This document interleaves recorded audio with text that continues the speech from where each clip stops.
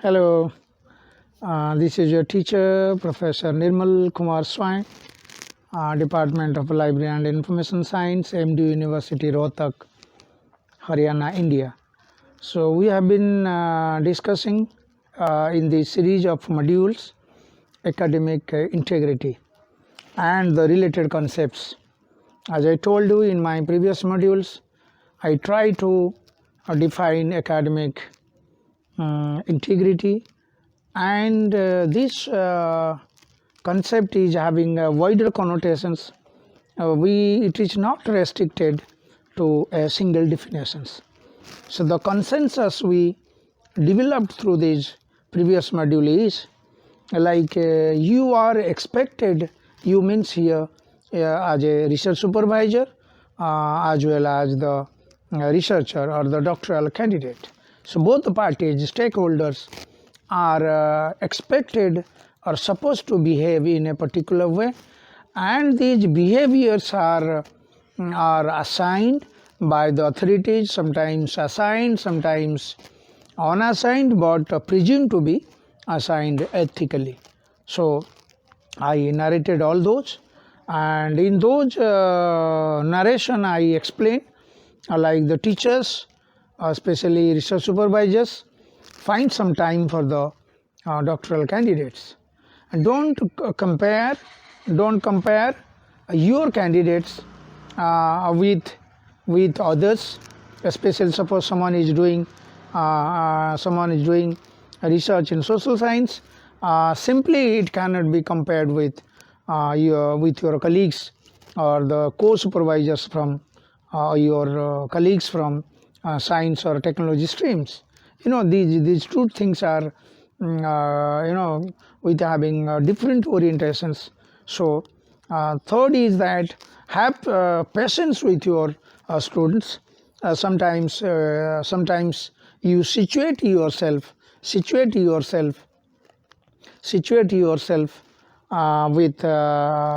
when you were a student, like your students, like your doctoral candidates. We should not forget about that.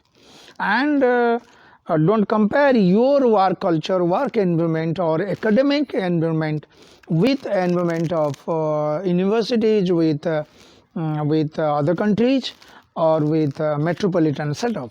Maybe in Indian case, because the students are having different orientations, and your responsibilities, the reality is that you have students with your the catchment belt or defined for the university, like to attract the students from. So this should not be forgotten. Okay, and bear with them, find time with them, and orient them from the grassroots. Why grassroots level subjects? Why grassroots level subjects? The understand the students are from different. Like I'm talking about now I'm supervising, so around 8 students, and 3 of my students have already submitted and received their doctoral degrees. Mostly, except 1 or 2, they are mostly from village background, or where their parents were farmers. So it took a long time, say probably 1 year or so, or 1 semester or so, to bring them into the work culture or the research culture. What is so? Although many times the situations arise like to have irritation, but I made it cool and patience with them. So and direct them to do this, that, so gradually they cut off with whatever the research supervisor, especially I guided them. Okay, so in that way. And secondly, I discussed with the other part of the stakeholders, that is the doctoral students themselves. They should think, it is not master's or bachelor's classes. Bachelor's classes orientation, master's classes orientations are different. Sometimes you are assigned, you miss the classes, and you somehow prepare with the surface reading. So here your deep reading or deep learning kind of things are required, and you are supposed to understand the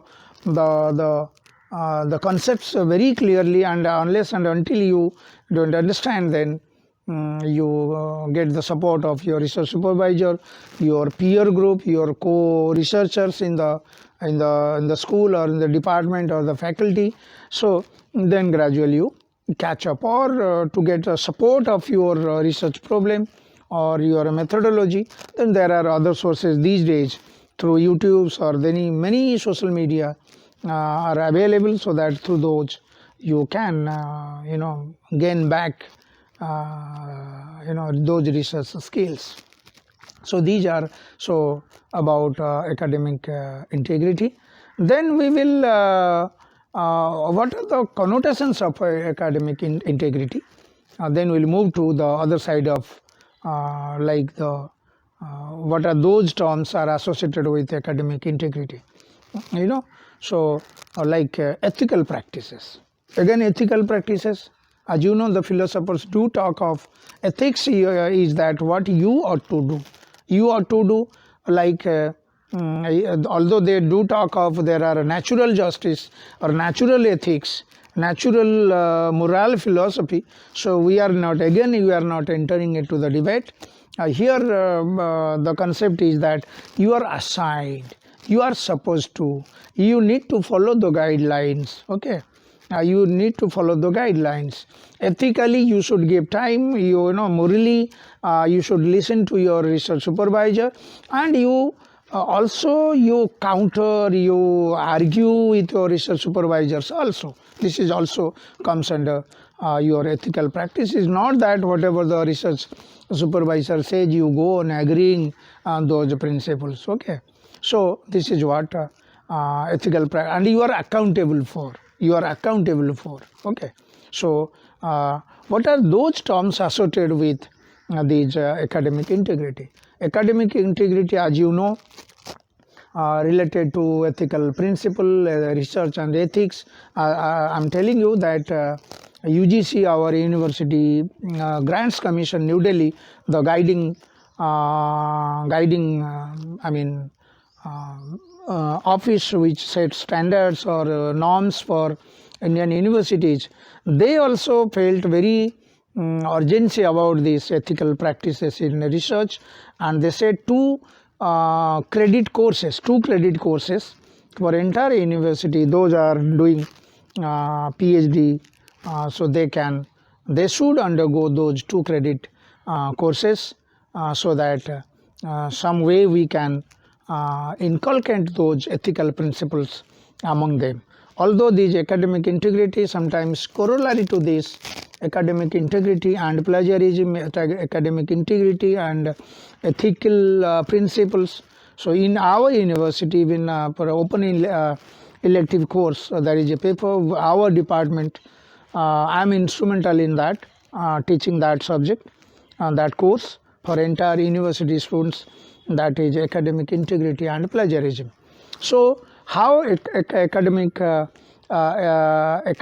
integrity is not maintained, how illogical, unethical principles damage the research cultures of a country, of a university, of a nation, and so that when you relate with academic integrity or ethical principles with research, further it begets development that hampers. So in our next lecture, we'll discuss about if these academic integrity principles are not maintained, how fraud, unethical practices, plagiarism issues, copyright violations are